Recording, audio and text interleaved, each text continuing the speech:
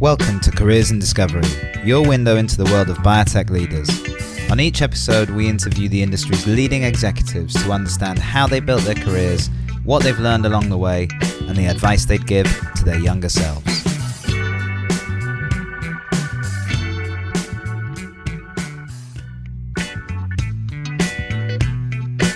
This time on Careers in Discovery, I'm with Ashley Zehnder, CEO and co-founder of Fauna Bio, a fascinating company that leverages Ashley's background as an exotic animal vet and has led her to explore biology through a completely different lens. We talked about the science behind Fauna's work, how hibernating squirrels, among other species, reveal new insights into heart failure, obesity, and other conditions, and how the company then translates those discoveries into real therapeutic programs.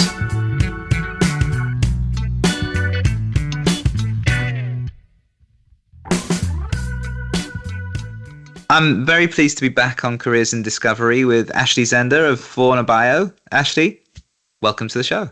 Yeah, nice. Thanks for inviting me, Tom. I'm excited to chat with you today. Yeah, me too. I'm looking forward to this. And Ashley, I always start by talking about the things you're up to at the moment. And I'm particularly interested in what you're doing at Fauna Bio. And in fact, I know there's more to it than this, but what drove me to connect with you in the first place was you'd released, I think, a paper or some data on a program that you were running based on hibernation and the mechanisms of hibernation. But tell us a bit about Fauna, because I know it's more than that.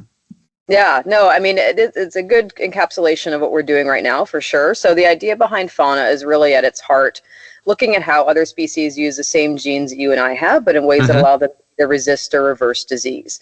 And so it's really taking a new approach to thinking about how we use genomics in medicine, and really building on, a couple of decades of research that have been happening now with human genomics and what we call traditional model organisms like mice and rat, and really just opening the lens on looking at how other species are able to handle disease.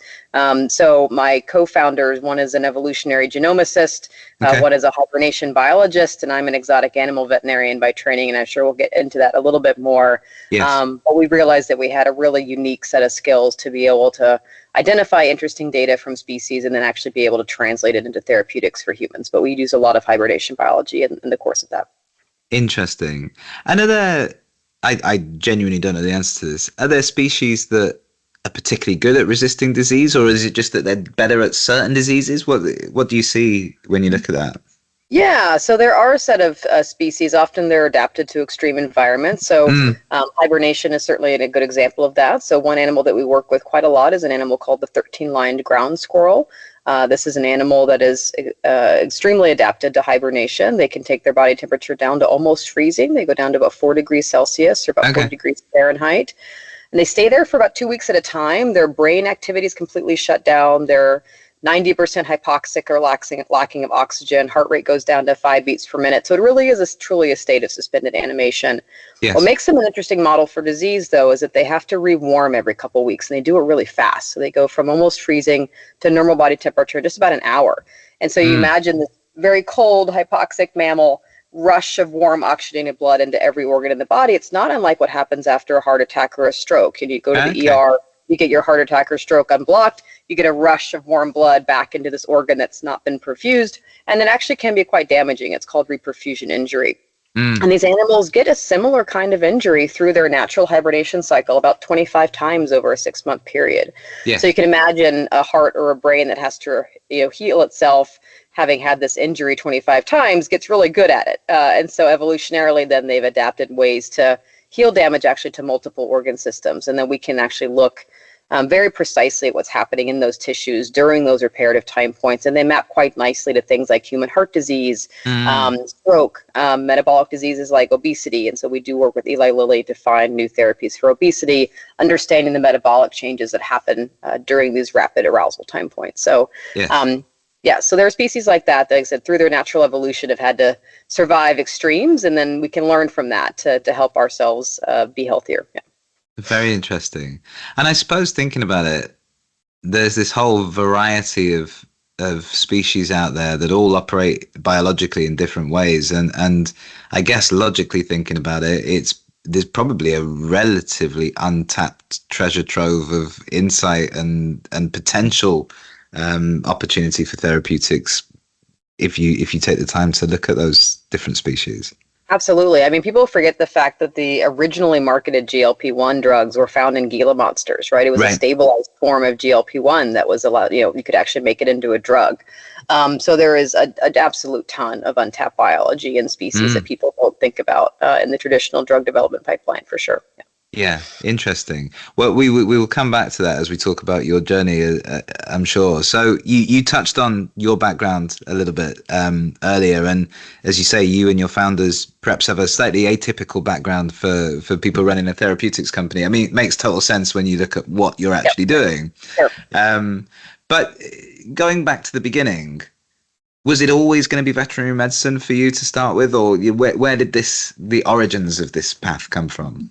Yeah, it's great. Somebody just asked me this the other day. So originally when I was really little, I told my parents I wanted to run a pet store, because I always loved animals. And my mom, God love her, said, aim a little higher. I was probably 7 or 8. And so then I decided that I was, let's do the veterinarian. And I had our family veterinarian who took care of our dogs and cats. God love him also, let me volunteer at the vet clinic when I was 7 or 8 years old. His name was Greg Bishop. He operated in Louisville till he retired a few years ago. And so as an 8-year-old, I was running around the vet clinic with a little clipboard, interviewing clients and watching surgery and, prepping animals. And I have a 9 and a 12-year-old now, and the thought of having my 9-year-old running around a vet clinic gives me palpitations. But it was just this, of course you can, do medicine, right? Come on in. And that was the only thing I was ever going to be. And then I happened to one summer as a job, get a job with the only boarded avian vet in Louisville at the time, a guy named Sam Vaughn. Who most avian vets at that time really did see all exotics just because the way the boards were. And he really would see anything. People walked in that clinic with wallabies and small primates, and he would just see anything. And I thought it was very cool that, even if you don't know exactly how to do something, there's not a book written on wallaby medicine. He would take what he knew and he would figure it out. And not a lot of vets would do that. So I liked that exotic branch of medicine, because I felt like you could really expand your horizons. Like, somebody has to treat these animals, even if there's not, like I said, a standard playbook. Right. And thinking about it now, it actually is pretty good training for starting up a company, because there's not always a playbook and you have to still figure it out. Right. Yes. So it's a branch of medicine where you really can experiment in certain ways, and you kind of have to. Right. So kind of kept going down that path. Once you get the skill set of being able to handle all sorts of weird species, you kind of get labeled. And so when I went to vet school, then I specialized in exotic medicine. And when I did an internship in New York City, it was mostly small animals, but there were a couple of us that would see exotics. And so we got punted everything that walked in the door that wasn't dogs or cats. Right. It sort of snowballs a little bit that way. So then I ended up doing a residency in exotic animal medicine at UC Davis. Also ended up being boarded in avian medicine. And that's, but it was only ever going to be veterinary medicine from a very young age. Yeah. And it's really interesting. I think we've had someone on the podcast that I've said this to before, but I forget the context. But I suppose looking at all those different species of animals and treating them all, and like you say, having to work out how to apply what you know to a system that you perhaps don't know as well, I suppose it takes you really down to first principles of biology and anatomy and all those kinds of things, right? Because a cat is not just a small dog. And then you go more and more exotic, and I'm sure it gets more and more disconnected from each other. Yeah, I would say it's been really interesting having then gone to Stanford for my PhD and really being enmeshed with mostly MD PhDs and PhDs. Obviously we had a much richer training in comparative physiology, right? I was training the grad students, the older grad students, anatomy, right? When we were doing mouse dissections, right? They didn't understand what these organs were and did. And really understanding like a bird versus horse versus cow versus dog versus rabbit. Not only the physiology, but the pharmacology is extremely different, right? There are drugs you can give dogs and cats that will kill rabbits immediately. So, yes, sort of taking it back down and really understanding what is the biological underpinning of these differences, and how does that then ripple down into clinical decision making, right? So it does open your lens into thinking Yes. about biology in a much broader context. And then, yeah, you do have to make some sort of educated guesses at some point if you get too far off the beaten path. But it is a very rich training in this comparative physiology for sure. Yeah. Yeah, and I suppose that speaks to what you're working on now in looking at, well, this completely different species over here. How do we then map that to Exactly. what could potentially treat humans? Yeah, really, really helpful. Yeah, and that's Yeah, actually the part that I bring to our founding triad, as it right. were, is a more comparative physiology, clinical translational lens. How does this biology that we're viewing, how does it relate to clinical disease? Yes. That's something that I have, tangible experience working Yes. with, right? Yeah. Yeah. And then, so you became a practicing veterinary doctor at UC Davis, and you worked there for a few years, and then decided to go and do your PhD to get into more oncology, cancer biology, that kind of thing. What led to that sort of slight twist? Yeah, there's an academic reason, and then there's a very practical market reason. Okay. So, which is relevant, I think, to the folks who may listen to this. So I was doing residency at UC Davis. Typically, it's a 3-year residency. About late 2008, I was thinking about what I was going to do next. As you may know, 2008, 2009, there was a pretty significant recession in the market. And people don't hire exotic animal veterinarians when the markets are bad, right? The hamster vets don't make a lot of money for large clinics. We're not the neurosurgeons and orthopedic surgeons of the world. And so when I was going on and thinking about clinical faculty jobs, that's what I thought I was going to do when I grew up, was be at a veterinary teaching hospital and teach residents and be faculty. A lot of those places were not hiring, and some of them even shut down some of their services. So, and it was a small job market anyway, exotic animal faculty. I think there are now 30 some odd vet schools in the country. They've added a few in the last couple of years, but only really 8 to 12 high quality programs that have exotic animal faculty. Okay. So it's a small group. We all know each other. And so my choices at that point were go out in private practice and kind of make a go of it. Or let's double down on the research side for a few years and try to essentially bulk up my CV so that when the market got a bit better, then I would be in a good position to apply for faculty jobs. And literally the day that I needed to decide if I was going to stay at Davis with a PhD mentor who'd never had a grad student before, but who I'd worked with clinically, actually in a lot of cancer cases. He's a radiation oncologist at Davis. I got an email in my inbox that said, "Are you a vet? Do you want to do a PhD?" And it was from Stanford. I had been thinking about it for all of about a month. So I reached out to them, and it turns out that they had a program at Stanford specifically for veterinarians who wanted to do PhDs. And there are only 2 non-vet schools in the country that have this. It's called a T32, and they're at Stanford and MIT. So I called Paul Buckmaster, who oversees the program at Stanford, and they invited me to apply. And so they have a great cancer biology program there. And I as a clinician, really been interested in the diversity of presentations I'd seen in cancer across the 20 or 30 species I saw on a really regular basis. Some species like chinchillas we never saw with cancer, and some like rabbits we treated with aggressive mammary tumors all the time.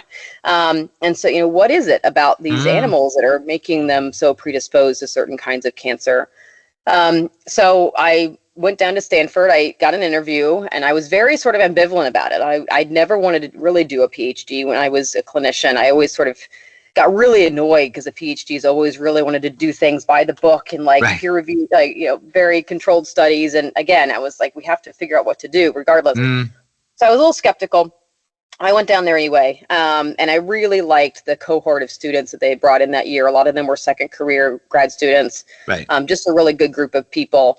And ended up getting a spot at Stanford. And it was really funny because most of the people I was in there with had more traditional biomedical training. And they asked me about the research that I had done. And I said, well, I've done blood pressure research in red-tailed hawks. And I've done, body surface area mapping in rabbits using CT scans. And they were like, okay. Why are you here? Right? It was a lot of the questions I had to answer. because I was a complete non sequitur to what they were used to thinking about. And so then I talked to them about the animals that I treated with different kinds of cancer. Like, this is why I'm here, because I want to understand this difference. And they were very confused. They were like, birds get cancer? Like, what is that? Right. I'm like, well, yeah, of course why would they not? Right? Yeah. But these were, preeminent cancer researchers at a preeminent university who had never thought about cancer outside of humans and then mice and rats that they gave cancer to, right? They just had never thought about it. Yes. And then this was rippled then across 3 or 4 other vets at the time. I was the third one in the program, in immunology and basic biology and the neuro department, where they were having the same conversations, right? Like, no one ever considered that dogs get autoimmune disease. No one ever considered the fact that dogs get epilepsy. And so all of us, when we got together to hang out, were like lamenting this, like, why does nobody know what's going on? So there was this huge divide between these, huge branches of medicine. And that ended up being the problem that I'm now working on, which is not really a problem I realized was so bad when I started. So that was a little bit of a long-winded answer, but No, it's interesting, and we'll come back to what you're working on now. I think we see a lot of people in this sector have all taken a broadly similar path, and they've done it in different parts of the world, and they've done it with different specializations and that kind of thing. But, if you're doing a medical degree, you're mostly with people who have got a similar background to you educationally. If you're doing a PhD, it's kind of the same. When you go into industry, people have kind of followed a broadly similar path. Because you came in from a different route. You mentioned earlier that sort of you had a better anatomical understanding. What were the things that you look back on and think were advantages, and what were disadvantages, and how do you sort of think about that? Yeah, I think being open to thinking about problems in a different way is always helpful, particularly when starting a very different sort of biotechnology company. I think disadvantages are fairly obvious in terms of investors don't always know what to think of us, right? We are non-traditional founders. We are 3 women starting a biotechnology company. None of us come out of traditional biotech or pharma backgrounds. So that has always been a challenge. And so we don't pattern match well with certain large traditional biotech VCs. And so we just I can't really change that. And so what we have to do is just demonstrate that we can execute and get investors behind us that see the vision of what we're building. We've done a good job of that. So I do think it's helpful because the 3 of us can think very creatively about problems. We're not sort of locked into the box of how you would necessarily have to do things. Now, when it comes to drug development, we hired a very experienced drug developer to help us do that. And that was one of our early kind of criticisms from investors was, well, this is great, very cool idea. Who is going to make the drugs? Yeah. Because you 3 are not going to make the drugs. Yeah. And so we were fortunate enough to hire Brian Berkey about 4 years ago now, who had spent about 23 years at Novartis doing drug development in cardiometabolism, and then had spent time at a couple biotechs and then joined Fauna. And so his remit when he joined was really pick the winners from the things that we had validated and make the drugs. And so he's responsible for what is now our lead development candidate, which is FON 1083. So you do it. Yes, there is a bit of a hubris in terms of I can do this even if I haven't done it before. And then at some point you need to hire people who've done the thing before. And so recognizing sort of where that experience is very, very helpful. And so I do counsel founders. I just had a conversation a couple weeks ago about this with a founder who's starting up kind of a new AI company. They want to make drugs, and I kind of did the same thing. I'm like, well, that's great. Who is going to make the drugs? Like, you don't need that person right now, but you will need them in a couple of rounds, and so you should be building the network so you can find those people when you need them. So recognizing where your experience gaps are, because there will be a lot of them, and figuring out how to fill those gaps while still recognizing that you bring a valuable and unique perspective to what you do. So a little bit of both, Yeah, and I suppose this is a sort of general principle as you build a company, right? At the beginning, you and the co-founders and anyone else that you bring in, you kind of want them to be the kind of people who will just turn their hand to different things, figure it out. They might not do sort of a world-class level job of everything, but they'll figure it out and make it work. As your company progresses, gets more mature, gets more investment, the stakes get higher, you really want people who have actual expertise, right? And really know what they're doing. And it's kind of, it's always an interesting challenge to understand when that transition should take place, It's because interesting you expertise bring is that up. expensive. Because it is hard too, also, because you start out with a lot of really strong individual contributors, right? To your Right. point. People who can wear multiple hats, who can pivot in multiple directions, and will take projects and own them themselves. Yeah. Because you need that. You don't have time to supervise because everybody's wearing 5 hats. As you start to expand, even once you get up to a team of 2 or 3, right? You need people who can then think of a project in the scope of that team and be able to coordinate activities within that team. And we've had examples at Fauna of people who've made that transition well and people who have not. Right. And so the people who have not made that transition aren't with us anymore because you need Right. to really be able to work within a team. You can't progress to a certain point. You can in certain roles just maintain yourself as an individual contributor, but it's quite hard. And so for example, our first employee is still with us, right? We hired him a little over 6 years ago. And he's been able to scale and grow with teams Yeah. and take on more responsibility within the research setting, and work well with other scientists that we've hired. So it really varies. And I think, as people think about where they fit in that stack, right? And that helps decide what stage of the company is most appropriate. Do you want to be a sort of broadly functioning individual contributor and be able to pivot into multiple programs? And it's really good to get in early. And I've always been interested in the psychology of people who join really early stage startups, like as employee 1, 2, 3 to 10, maybe. Because that to me feels like a riskier proposition to me than running that company, right? Because I'm in charge of it. Like if I'm going to be in a company that's small, I'm going to run it. I don't. Yeah. That's part of my personality. Like I need to be in charge of that situation. So it's interesting. People have to probably be honest about where their psychology is. Like, or do you want to be really good at a skill set? Now we've brought in people who, for example, we hired somebody recently whose entire PhD and expertise is in single cell analysis, and we're doing more and more and more single cell. And so really deep dives into the right statistical methods and the right sample sizes and the right sample types. And we needed somebody who really that was his lane. Yes. And that's what he does. So yes, there is that transition point. It happens sort of differently for every company, but knowing where you want to be in that stack is important. Yeah. Yeah. So let's take it back a little bit. So you got your PhD, you were doing some postdocing still at Stanford.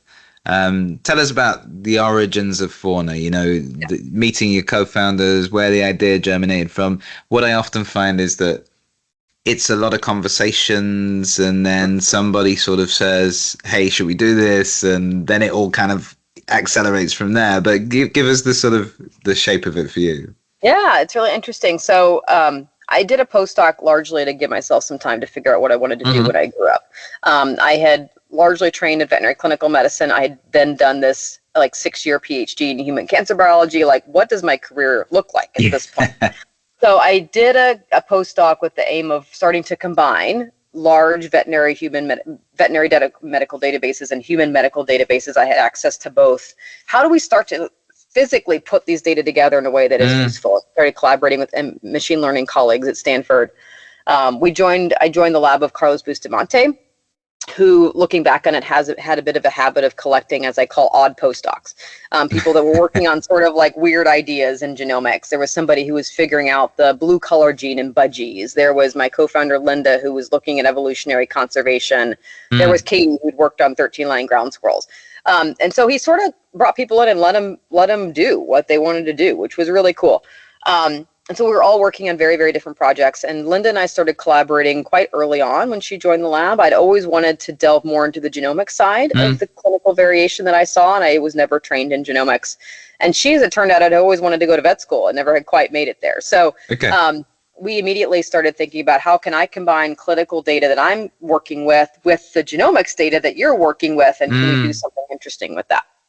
And we had started thinking about, is there a company to be made with comparative genomics? What does a comparative genomics company look like? We see, from both of our perspectives, so much data coming out of such a broad range of species, hundreds of species with new genomes and new data sets, RNA-seq and proteomics, that nobody else was really looking at aside from the academic community. What can we do with that? But it's a very when you can start with any animal in the world, it's kind of a hard question. Like we would have these late night Zoom calls where I had my kids during my PhD. So I had little kids at the time. I was folding baby laundry and we were chatting on Zoom about what the shape of this company could look like and making our early business model canvases. So it was very from the ground up. And we were talking with Katie, who's our third co-founder, almost as a user. Like you're somebody who works with a weird animal. You work with this ground squirrel, seems super cool. What would advance your research? Like what does the field need, right? What kind of tools? It was almost more of a tool and services kind of thing. We figured out pretty quickly that weird niche academic labs who work in weird model organisms don't like have a lot of money. And so the business model is pretty terrible if you try to map it out. And then Katie was really planning on doing a faculty search. She was actually starting a faculty search because she'd been there longest. And I remember there's a very distinct turning point. She went to a NASA workshop that brought in a bunch of hibernation researchers to understand the links between hibernation biology and space travel, which is another, we should do a whole podcast on that actually. Yeah, interesting. So NASA's been fascinated by this for a while. But they basically said, look, this hibernation science thing is like super cool, but we have like no money for this. And so when you figure out like how to, put humans into hibernation for space travel, you let us know and we'll be excited to. And she came back from that seminar and she was mad. Like she was demonstrably mad. And we had a lunch meeting or something. And she was fuming about this meeting, and she was like, if you guys are starting a company, I'm in. We're like, okay, great. So then we had a starting place, right? It was like we were ideating out here in space, and then Katie came in, and we nucleated on, we have a system, we have hibernation, we have a biobank that she built during her PhD, which is extremely high quality. We had an animal that was clearly resistant to a number of different diseases that were interesting to biopharma. Great, let's go. And we happened to, right about that time, meet Laura Deming at Stanford. So Laura Deming is one of the earlier investors in the aging and longevity space. Yes. She started a fund called Longevity Fund when she was 16. She's one of these people. And she had started an accelerator called Age One that's focused on really getting academics into starting companies in an early stage. So she'd come to give a seminar at Stanford. I sat in on the seminar not knowing who was a speaker that day. And listened to her talk about why she started the fund, which was because she felt like longevity research was underfunded, which I thought was a really cool reason to start a VC fund. So I reached out to her, we connected, and she thought the work that we were working on as individuals was really cool and invited us to apply. We had literally just started mapping out business ideas. So we put together a proposal and she invited us to apply. And so then we had 3 weeks for us all to essentially break up with our postdocs and start a company. It was very much a very acute all in or all out situation. We had a call on a Tuesday night where we're basically like, look, well, we're all going to do this or we're all going to not. And we decided that we wouldn't be able to forgive ourselves if we didn't try. Like who gets this opportunity essentially? Yeah. So we did. And we just started. But yeah, it was sort of these very acute turning points that happened along the way. Yeah. Yeah, interesting. And there's something you said there that I wanted to come back to, because I think a lot of the time people tell themselves lots of stories about why they can't pursue an idea or start a company or take a job or like whatever it might be. They're too young or they're too old or they don't have enough experience, so they've got too many responsibilities. But one of the ones that is really common, especially for women, is that, well, I've got kids, I can't just start a business. But your kids were how old when you started Fauna? We were just trying back because my co-founder was like, oh my God, Zara's 12. So we're thinking back. So we're company's 7, she's 12. So she was 5 and her sister was 2. Yeah. Okay. All right. So you had your hands full. Did that cross your mind at all? Or how did you manage that? Like, was there anything that made that easier, more challenging? What was your experience of that?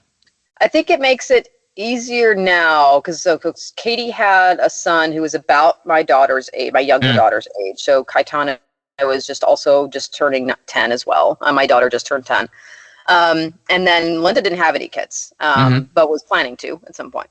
I didn't really overthink it, I suppose. I have a husband who's very supportive and works mostly from home. My parents live close by and are really good de facto babysitters. And so, you just have to have the support system to do that. We also really only went in the office, and still do. It's been the cadence since the beginning, even before COVID. We only go in a couple days a week. So our accelerator lab was in SF. I live down near Fremont, which is about an hour commute to the city. And my co-founders also live pretty far away. Yeah. So it didn't make sense for us to spend, 3 hours in the car every day just to drive into the office. And so we've always gone in a couple days a week. Yeah.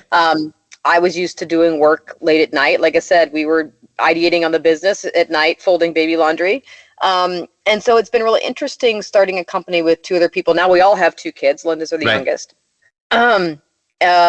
We just kind of roll with it. I mean, it sounds a little trite, but it's like, okay, my nanny called in sick today. I have to work from home, or I need to bring my, 4-year-old to work, and we fine, whatever, like there's snacks, like, you just kind of, you figure it out. Right. And what I tell people is that it does help you in certain ways prioritize. Right. And this was actually, I told an employee just came back from maternity leave. What is the one thing you have to do today? Like, what is the most important thing you need to do? Do that first. Like, it really, you don't have unlimited bandwidth. And this actually was during my PhD. I had both these kids. What is the one thing, if you're sleep deprived and groggy, what's the one thing I have to do today? And it really does help you crystallize that most important thing. So, I mean, it does help from that perspective. Is it hard? Yes. I was rushing home last night from an event in Berkeley because now she's 10. We celebrate lunar calendar birthdays as well in our house because my husband is South Asian, and last night was her 10-year-old lunar calendar birthday, which is big deal, double digits, big deal. Yeah. So I was rushing home so we could celebrate her birthday, and they were all stayed up late, so I got home, a little bit later than I should have, and we rushed and so it's, yes, there is always that. But because my 2 co-founders are in a very similar situation, we just, it's fine. Like, you can do work late night and on the weekends if you need to pick it up. And we can help you prioritize if you having a really bad week for some reason. Right. So we always do these red, yellow, green check-ins with our founder catch-ups. And that red, yellow, green may have nothing to do with work. Right. Like, husband sick, kids sick. Like, I haven't slept all week. What can we do to help you? Like, what can we take off your plate? Right. So I think it's having that culture, and that has then rippled down through team members who have had kids, et cetera. Right. So it's a culture you have to build intentionally. But yeah, it's been really great having co-founders who are all in a very similar situation. Absolutely. And I have to be honest, I think that discipline of figuring out what's the one thing every day is a pretty good practice to get into anyway, right? It's not a bad way to go.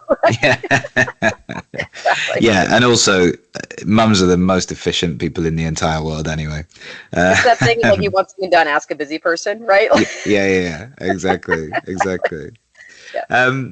So one of the advantages of doing something that is a different concept, a different idea, is that it's different, right? And if you get it in front of the right people, it's going to get their attention. One of the challenges is that it's different. And particularly, I guess, from a fundraising point of view, investors are attracted by novelty, but they often invest in trends, and there's sort of this tension here. Tell us about the early days of the company and how it is really funny because you do talk to enough investors, and also big pharma. It's very similar. Like, we really want novelty, but safe novelty. Yeah, right? not that much novelty. The pharma idea of a novel target oftentimes is a target that has actually been worked on in academia for decades and is now sort of ready to emerge, right? Yeah. That's the right kind of novel. And there was about a year where we really did have to figure out what is the right kind of novel, because we are doing novel target discovery and then building new therapeutics. But a target that no one's really ever worked on before is too big a lift, right? Particularly for big pharma. And so and that's actually our lead program, is a nice sweet spot here where the target of that program is a well-known druggable target in people. There are drugs against this target on the market, but for a different indication. And what our platform did was identify a new use case for this biology, and then we optimized novel chemistry. So for a quite novel discovery set of data, having a first program come out that actually is a target that if you talk to clinicians, they've heard of and they understand the biology and they get the rationale, but they haven't thought about it in this way, and your data help do that, is a nice sweet spot. So the right level of novelty is actually a really important question. But in terms of there is sort of a love it or not situation with the kind of company that we build. Either you love the idea or you don't. And I'm never going to convince the ones that don't. And that's fine. You don't have to love what we do. There are ones that love what we do, but we're not a great fit for their fun because they don't do therapeutics, whatever it is. But then sometimes they make great introductions. And so I think just building those bridges and being open to having conversations and recognizing that you may not be a fit for everybody. But a lot of people resonate with this idea of, man, what are we missing in biology? Like we're missing so much stuff, and that message does resonate. So, like I said, it's sort of a love it or you hate it kind of company. And we just work with the ones who love it. Yeah, that makes sense. That makes sense. Principle. And I think there is this trend developing, isn't there? That, we work with some companies who are doing a lot of dark genome research. And it's kind of that whole idea that we've developed the whole of medicine based on this tiny little area, and actually there's all these things and even within that area we still don't really understand the immune system and all this kind of stuff. But there's all these unexplored areas where there has to be lots of therapeutic potential, right? If it can't logically follow that there's not junk, right? Like it's just because we don't know what to do doesn't mean it's junk DNA. I worked on non-coding RNAs during my grad school days, and like that was like the early days of dark genome research, right? Where people really didn't know what non-coding RNA did, and it was really fun to get to explore that biology. Yeah, I agree. Yes, absolutely. And just thinking about Fauna now and where you're at today, obviously sort of 7 years down the line almost, you have had some good success. You've got some good partnerships. You've got programs advancing. There's lots of, it's a very different place than it was when you started it, I'm sure. Sure. Over that period, what do you think have been the most important things that you've learned about running a company as well as developing research programs and all those kinds of things? Yeah, no, it's a great question. Yeah, we started out with the three of us. We were 5 or 6 people for almost 3 years, all the way through COVID. We expanded to 13 right after we raised more in 2021. And then we sort of slowly tilted up. Now we're 20. Yeah. And yeah, we've got a program that's maybe a little bit less than a year from the clinic in heart failure. We've got a second program in rare retinal disease. We had a prior successful partnership with Novo Nordisk that we essentially pivoted to a partnership with Eli Lilly late December of 23 that's going really well. So, I guess the upshot of all that is at least the strategy works, right? We've clearly seen that you can translate really interesting insights from these species into therapeutics. And that was not a guarantee when we started, right? We're like, we think this should work. Like, there's no reason why it shouldn't work. But now we know it works, which is not nothing, for sure. And we've been able to do that for a pretty low capital in, right? We've raised a little over 20 million, which if you think about large genomics platforms, often they'll raise 150, 200 million before they get to a development candidate. It's not uncommon. And I think it speaks to the power of the approach and the power of the biology. But I think what we've had to do really intentionally is this, almost, I call it a harmonic resonance, where initially we had to really prove that it was a platform that we could approach across multiple disease areas. And so we did early investigations across a number of disease areas. But you can't develop 8 things in parallel unless you do have hundreds of millions of dollars. And so then we really had to come back and focus on, what are we going to take forward?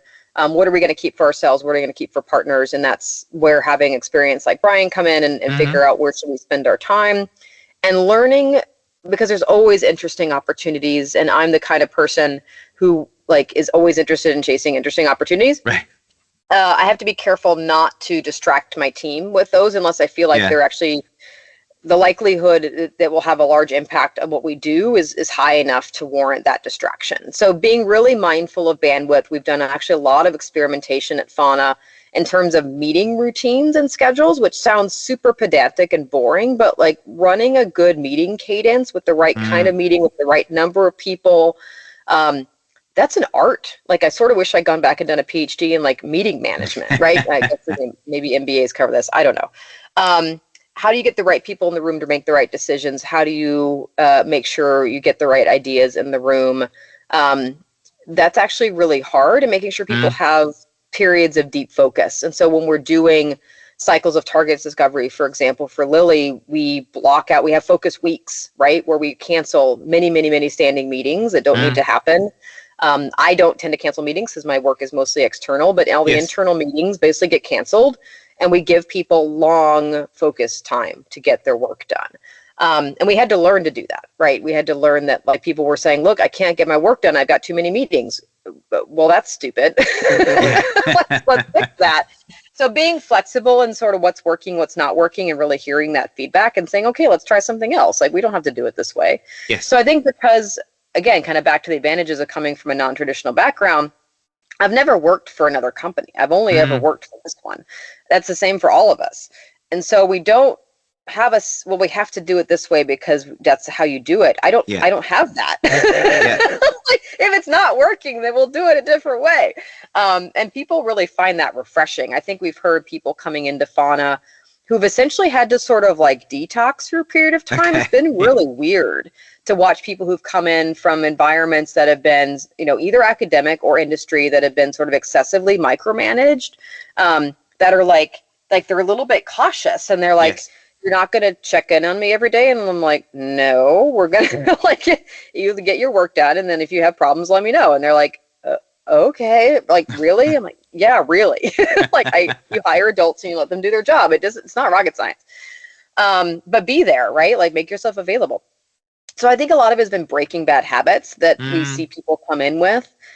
People who are overly sort of focused on individual acknowledgments, right? Yeah. Like, especially coming out of academia, you have to break this cycle of, I need to be the first author, I'll go first, whatever. Like, I don't care. Yeah.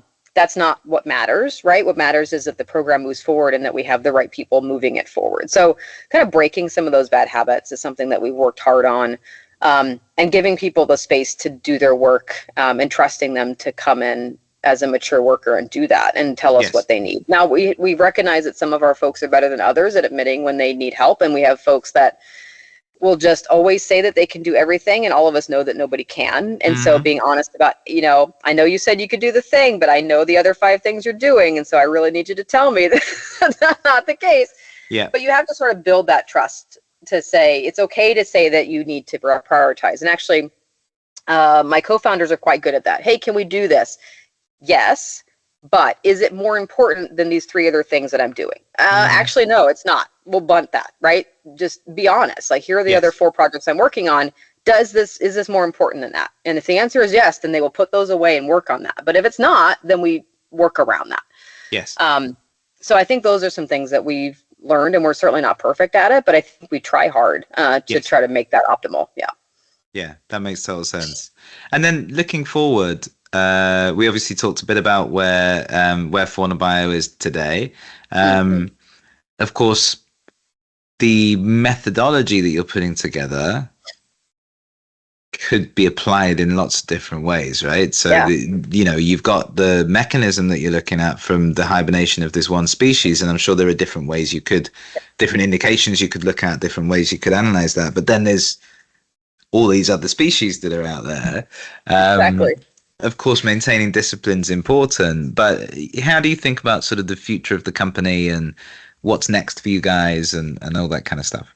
No, it's a great question, because it does really feel like we're sitting on the tip of a really large iceberg. And so we have had to maintain focus on making sure that we build pipeline assets in areas of high unmet need with large amounts of pharma interest, because we do need to have, at the end of the day, transactions on our pipeline. And so what I've told, we have a discovery team, an internal team called the Discovery, Research, and Emerging Animal Models. They're called the Dream Team. They came up with it, not me. Very good. And their job is to go out and talk to academics. We sponsor research with the American Physiological Society. We go to that meeting. We talk to investigators. We do have sponsored research agreements with academic labs that are doing research, for example, with spiny mice at the University of Florida. And what I've told that team is that, we do a sponsored research agreement. I need to see targets that are in the pipeline from this collaboration. Like, I need to see tangible output before we can sort of do the next one. Or I need to have a big pharma or, other groups that are interested in, say, a particular species, a particular biological question.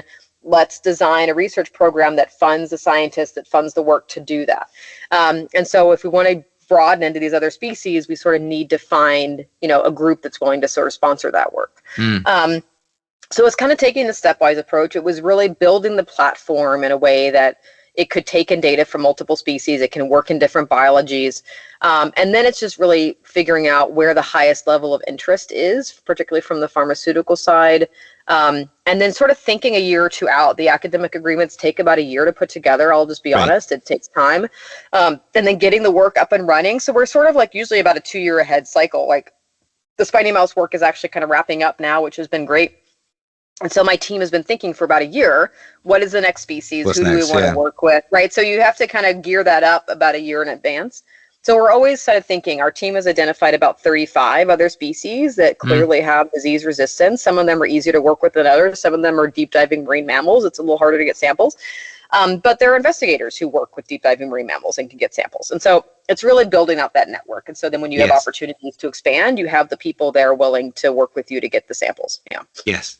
So you're staying very focused as well on what you uniquely bring to the table, which is translating those insights across. It's that translation piece that the academics, God love them, are not great at translation, right? They're really good at basic biology, and that's what academics really mostly need to focus on, is understanding that basic biology, physiology.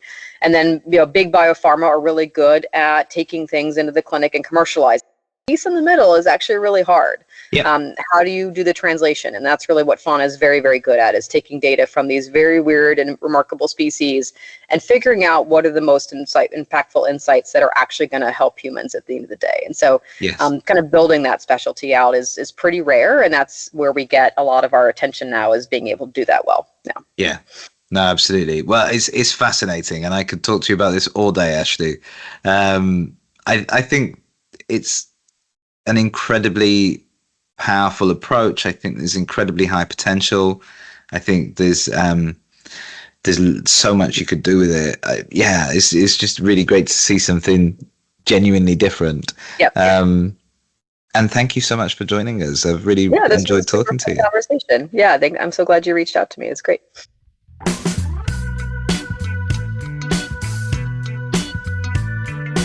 Thanks for listening. If you enjoyed the episode, please like and subscribe and share it with someone else you think will benefit. And for more podcasts, videos, blogs, and insights, come follow me, Tom Froggatt, on LinkedIn, YouTube, Instagram, Medium, or TikTok. See you next time.